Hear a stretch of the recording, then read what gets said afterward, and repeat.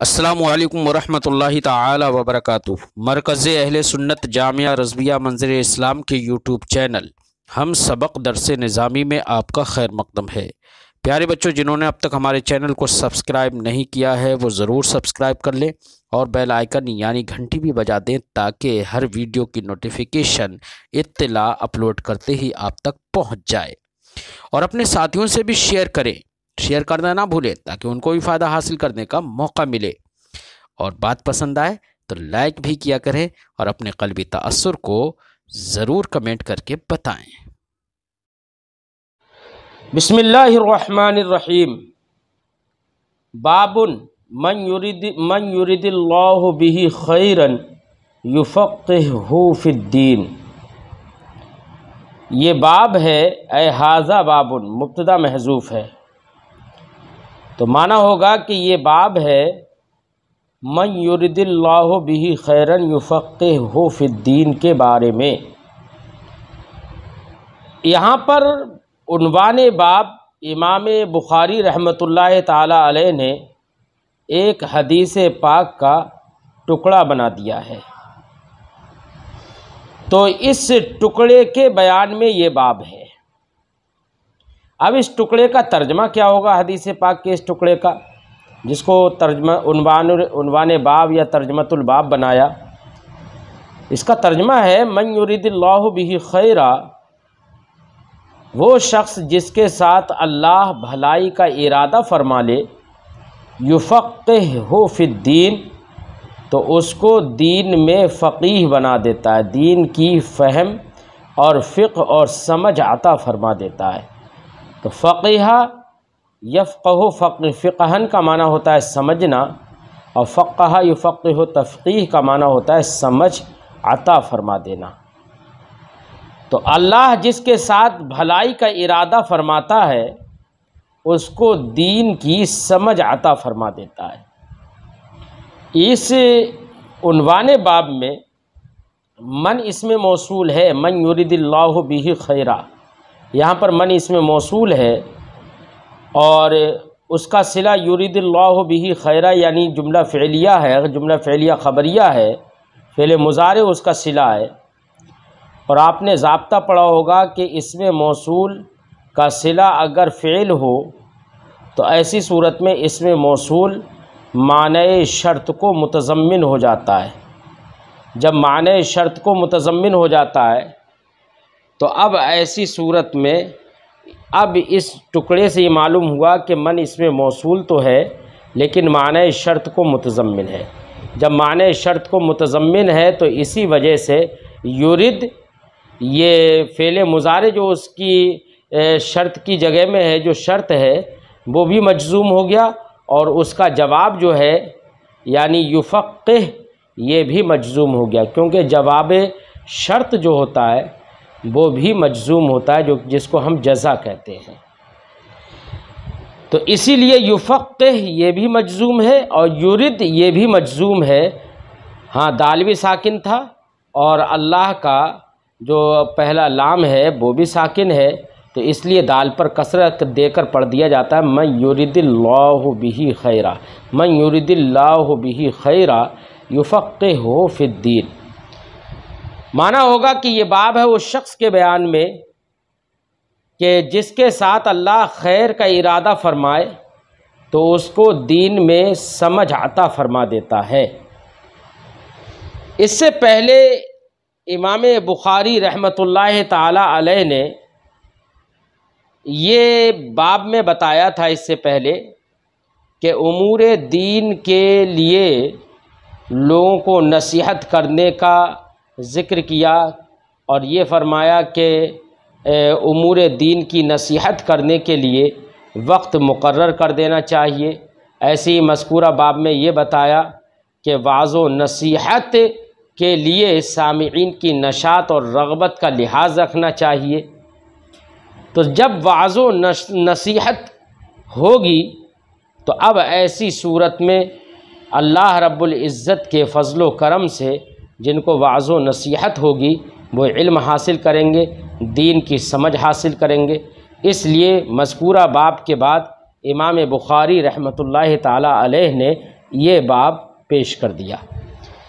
باب تو اب اس باب کی مذکورہ باب سے مناسبت بالکل ظاہر ہے، کیونکہ ما قبل میں امور دین کی نصیحت کرنے کا بیان تھا، اور اس باب میں فقیہ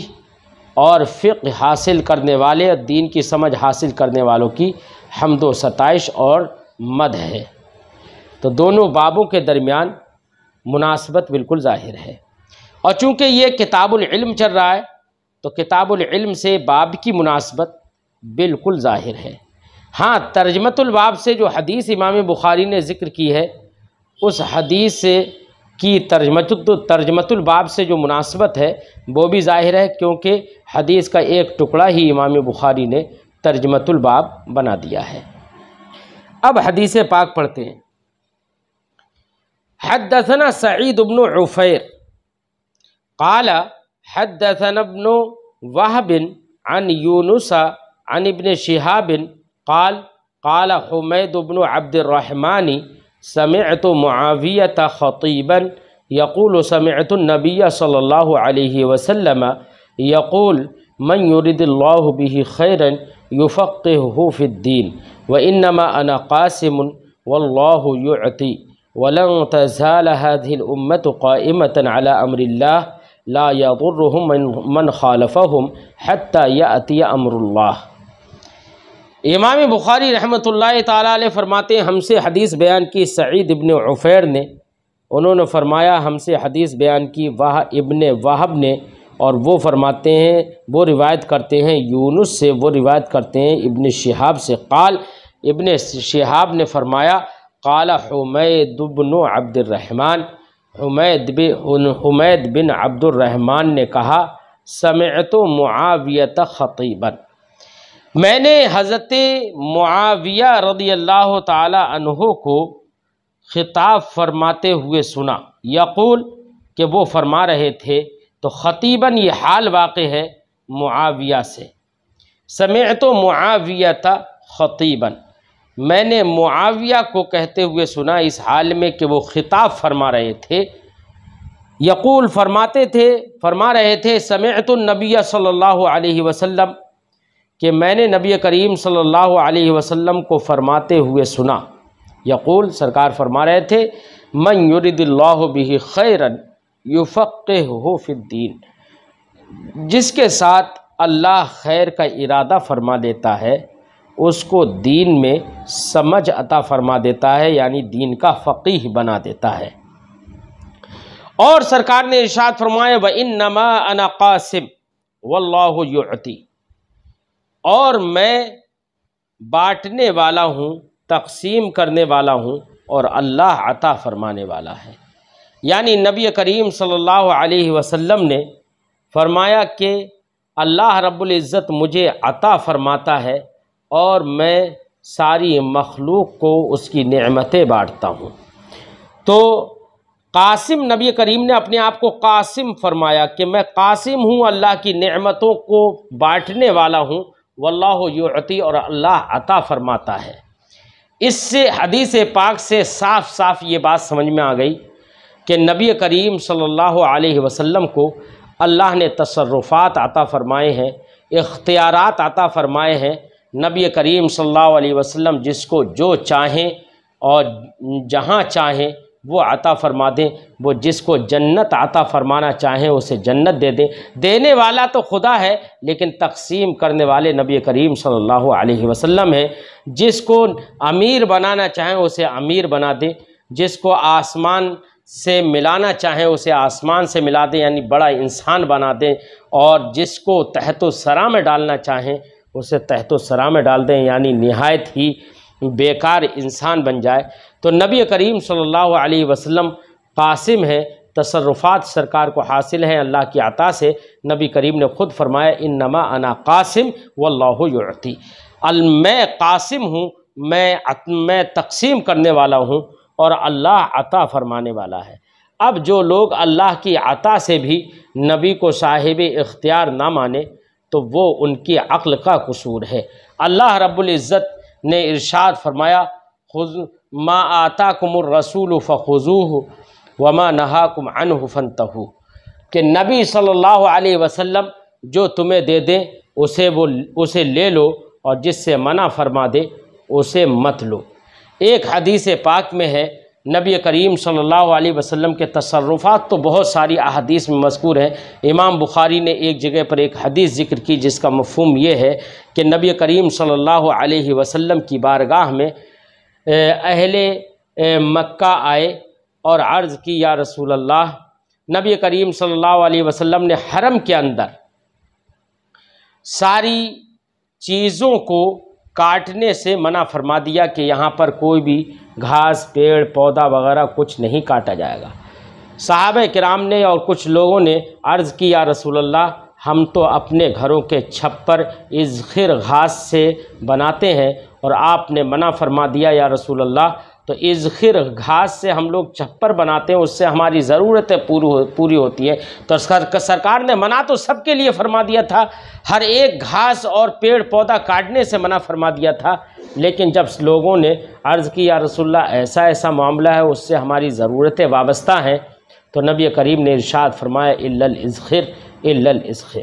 یعنی جب تم لوگ یہ کہہ رہے ہو تو اب میں تم کو اذخر گھاس کاٹنے کی اجازت دے دیتا ہوں۔ تو نبی کریم صلی اللہ علیہ وسلم اجازت دیتے ہیں، سرکار کو اللہ نے تصرفات دیے ہیں، اس لیے نبی کریم صلی اللہ علیہ وسلم نے ارشاد فرمایا، انما انا قاسم واللہ یعطی، اور اللہ رب العزت، میں قاسم ہوں اور اللہ رب العزت عطا فرماتا ہے۔ وَلَن تَزَالَ هَذِهِ الْأُمَّةُ قَائِمَةً عَلَىٰ أَمْرِ اللَّهِ، اور یہ امت ضرور قائم رہے گی، لگاتار قائم رہے گی، علی امر اللہ، امر اللہ پر، یعنی اللہ کے دین پر۔ امر سے مراد یہاں پر دین، اور یہ اس امت سے مراد پوری امت نہیں ہے، بلکہ امت میں تو بہت سارے فرقے ہوں گے، تو ان فرقوں میں جو وہ فرقہ ہو جس کو فرقہ ناجیہ کہا جاتا ہے، یہاں پر علی امر اللہ سے مراد یعنی امر دین پر، اللہ کے دین پر قائم رہنے والی جو امت ہوگی، اس امت میں سے وہ فرقہ ہوگا جو کہ فرقہ ناجیہ کہلاتا ہے۔ جیسے کہ دیگر احادیث سے یہ بات معلوم ہوتی ہے کہ فرقہ ناجیہ جو ہے، اہل سنت و جماعت جو ہے، وہی ما انا علیہ و اصحابی کے عامل ہیں اور وہ چلنے والے ہیں۔ اس لیے یہاں پر بھی امت سے مراد وہی خاص جماعت ہے جو کہ اہل حق کی جماعت ہے۔ وَلَن تَزَالَ هَذِهِ الْأُمَّةُ قَائِمَةً عَلَىٰ أَمْرِ اللَّهِ، اور یہ امت یعنی اس امت کی ایک خاص جماعت قائم رہے گی اللہ کے دین پر، لا يضرهم من خالفهم، کوئی اگر ان سے مخالفت بھی امور دین میں کرے گا تو ان کسی مخالفت کرنے والے کی مخالفت ان کو ضرر نہیں دے گی۔ یعنی اللہ کے بندے اور اللہ کو ماننے والی ایک جماعت ایسی ہوگی جو حق پر ایسی قائم ہوگی کہ اگر نقصان پہنچانے والے نقصان پہنچانا بھی چاہیں، مخالفت کرنے والے مخالفت کرتے بھی رہیں، لیکن ان کی مخالفت ان کو کچھ نقصان نہیں پہنچائے گی اور وہ حق پر جمے رہیں گے۔ حتیٰ یأتی امر اللہ، یہاں تک کہ اللہ کا امر آ جائے۔ تو امر اللہ، اللہ کا امر آ جائے، تو یہاں پر امر سے مراد کیا ہے؟ تو فرماتے ہیں کہ یہاں پر امر سے مراد یہ ہے کہ قیامت آ جائے، یعنی یہ جماعت حق پر قائم رہے گی، دین پر قائم رہے گی، اور مخالفت کرنے والوں کی مخالفت ان کو مضر نہیں ہوگی یہاں تک کہ قیامت آ جائے، یعنی کبھی بھی ان کے لیے مضر نہیں ہو پائے گی۔ قیامت قائم ہو جائے گی، قیامت کے بعد تو گویا کہ مخالفت کے مضر ہونے کی غایت بیان کر دی کہ قیامت تک تو مضر نہیں ہوگی، اور قیامت کے بعد تو اضرار وغیرہ کا تو سوال ہی نہیں اٹھتا ہے۔ اس کا مطلب یہ ہے کہ کبھی بھی اہل حق کو مخالفین کی مخالفت نقصان نہیں دے گی۔ تو یہاں پر امر اللہ سے مراد کیا ہے؟ قیامت اگر ہو تب تو یہ معنی ہے، اور اگر امر اللہ سے مراد آزمائش ہو، امر کا معنی آزمائش بھی ہوتا ہے، تو مراد یہ ہوگا کہ اللہ کی طرف سے یہاں تک کہ آزمائش آ جائے، یعنی اللہ کی جانب ہی سے اگر آزمائش ہو تو ایسی صورت میں بظاہر یہ لگے گا کہ مخالفین کی مخالفت ان کو نقصان دے رہی ہے، تو وہ اللہ کی جانب سے در حقیقت آزمائش ہوگی۔ تو اس وقت تک مخالفین کی مخالفت ان کو نقصان نہیں دے گی یہاں تک کہ اللہ کی جانب ہی سے آزمائش آ جائے۔ ہاں اگر اللہ کی جانب ہی سے آزمائش ہو تو ایسی صورت میں نقصان ظاہراً ان کو معلوم ہوگا۔ لہذا یہاں پر آزمائش کا معنی اگر امر سے مراد ہو تو ایسی صورت میں ایک اعتراض کا ازالہ ہو جاتا ہے۔ اعتراض یہ ہے کہ کوئی کہے کہ یہاں پر آپ نے کہا، حدیث پاک میں ہے کہ امت کو مخالفین کی مخالفت نقصان نہیں دے گی یہاں تک کہ اللہ کا امر آ جائے۔ تو ایسی صورت میں حالانکہ دجال جو ہے وہ مسلمانوں کو بہت تکلیف پہنچائے گا، ان کو قتل کرے گا، تو ایسی صورت میں ان کو نقصان تو پہنچ رہا ہے دجال کے ذریعے سے، جو کہ قیامت سے پہلے ہوگا۔ تو جواب ختم ہو گیا، جواب سمجھ میں آ گیا کیا کہ یہاں پر امر سے مراد آزمائش ہے، تو معنی یہ ہوا کہ یہاں تک کہ اللہ کی جانب سے آزمائش آ جائے تو ایسی صورت میں نقصان ہوگا۔ تو یہ دجال کا قتل کرنا یا دجال کا آنا یہ بھی ایک آزمائش ہوگی، لہذا جواب ہو گیا۔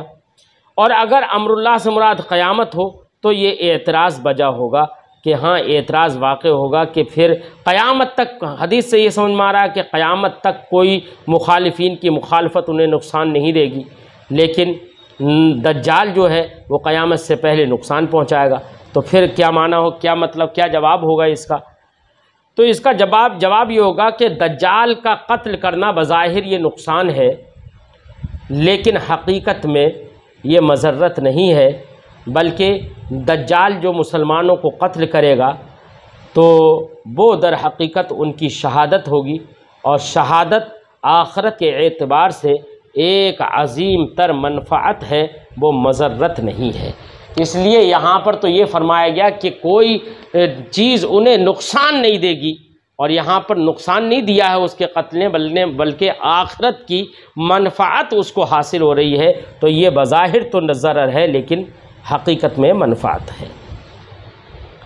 یہاں پر میں ایک بات اور ذکر کر دوں، حضرت امیر معاویہ رضی اللہ تعالی عنہ کا ذکر آیا، کیونکہ اس میں یہ ہے کہ حضرت حمید بن عبد الرحمن نے کہا کہ میں نے حضرت معاویہ رضی اللہ تعالی عنہ کو کہتے ہوئے سنا، اس حال میں کہ وہ خطبہ دے رہے تھے، خطاب فرما رہے تھے۔ تو حضرت امیر معاویہ رضی اللہ تعالی عنہ ایک جلیل القدر صحابی ہے، اور اللہ کے رسول صلی اللہ علیہ وسلم کے تمام تر صحابہ نہایت عدل و انصاف پرور ہیں، ان کے بارے میں کوئی ادنا سی توہین کرنا بھی کفر ہے۔ اس لیے حضرت امیر معاویہ رضی اللہ تعالی عنہ تو جلیل القدر صحابہ میں سے ہیں، کیونکہ حضرت امیر معاویہ رضی اللہ تعالی عنہ یہ کاتب وحی ہیں۔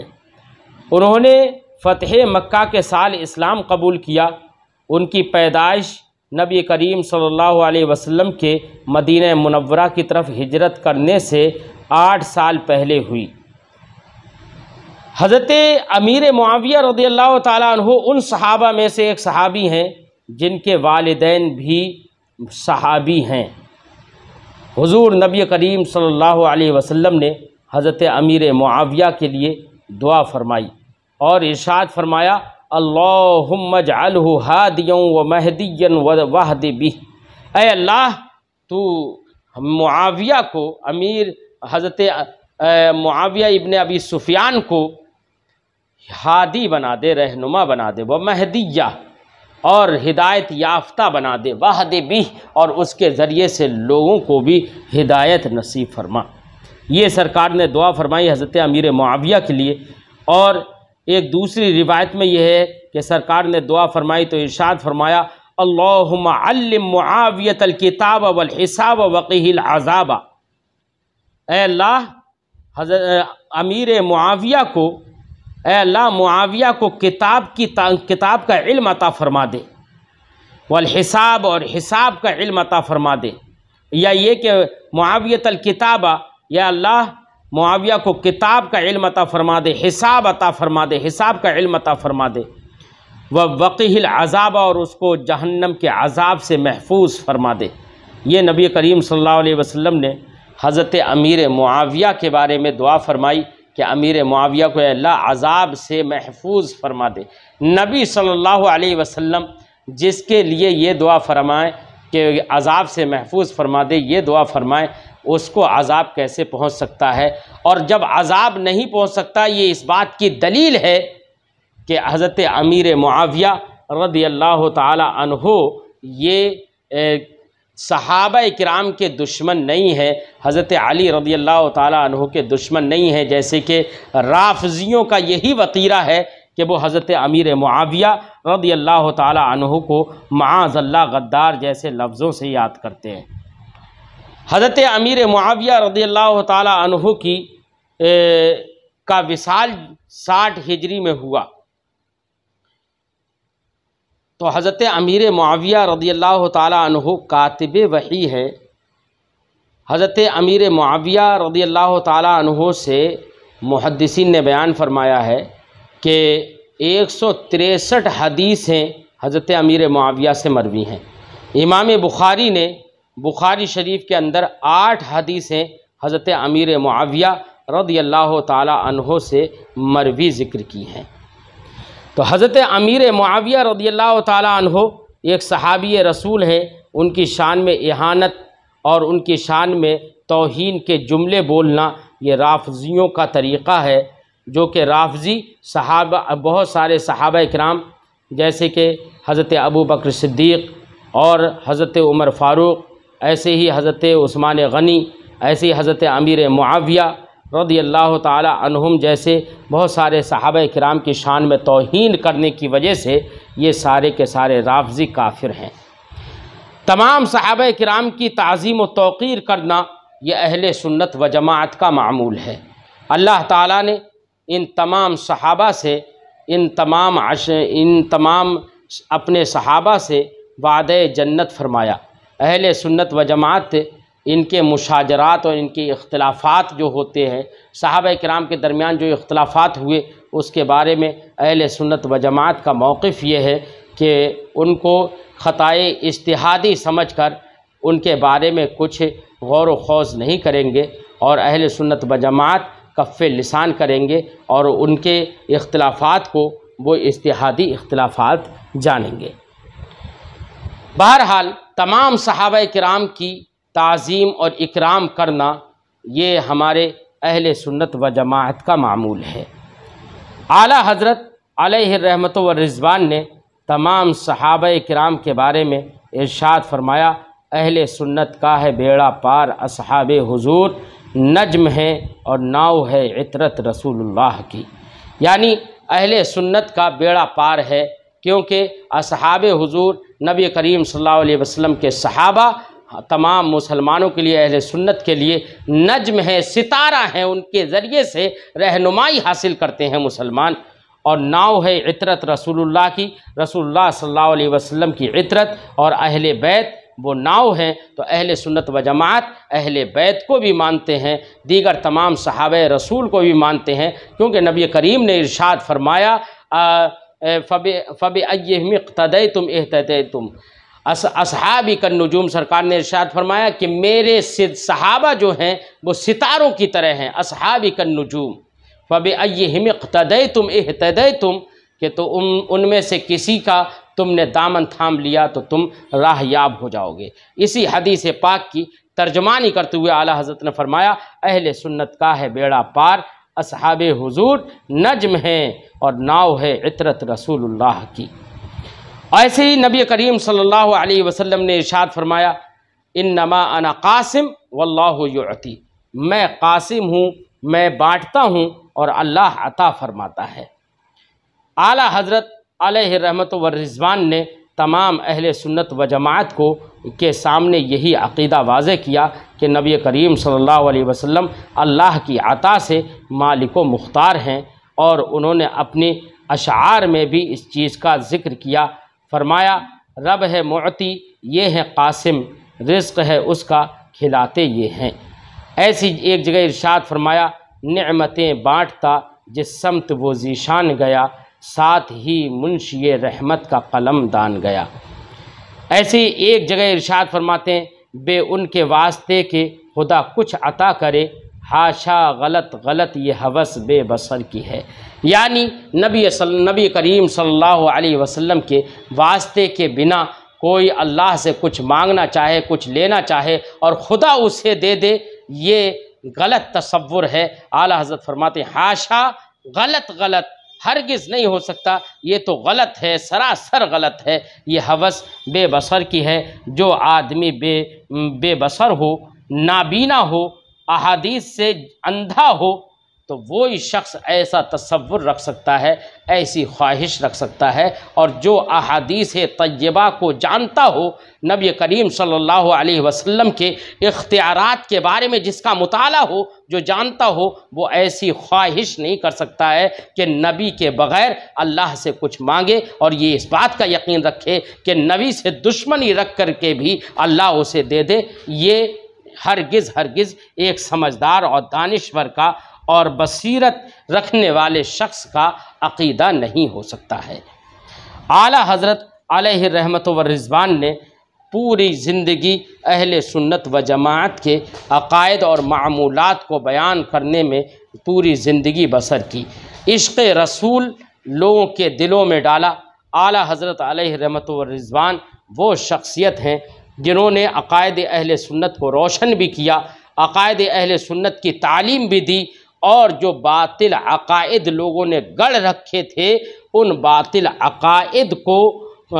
کی سرکوبی بھی کی، اور باطل عقائد گڑھنے والوں کو اپنے قلم سے طرح طرح سے ان کی تردید بھی فرمائی، اور اتنی کتابیں لکھیں۔ ہمارے علماء فرماتے ہیں کہ اعلیٰ حضرت علیہ رحمت و رضوان کی تصنیفات تقریباً 1000 سے زیادہ تصنیفات ہیں، جن میں تقریباً 600 تصنیفات منظر عام پر آ چکی ہیں اور چھپ چکی ہیں، اور باقی تصنیفات ابھی تک منظر عام پر نہیں آ پائی ہیں۔ اللہ رب العزت ہم کو اور تمام مسلمانوں کو اعلیٰ حضرت علیہ رحمت و رضوان کی تعلیمات حقہ اور عقائد اہل سنت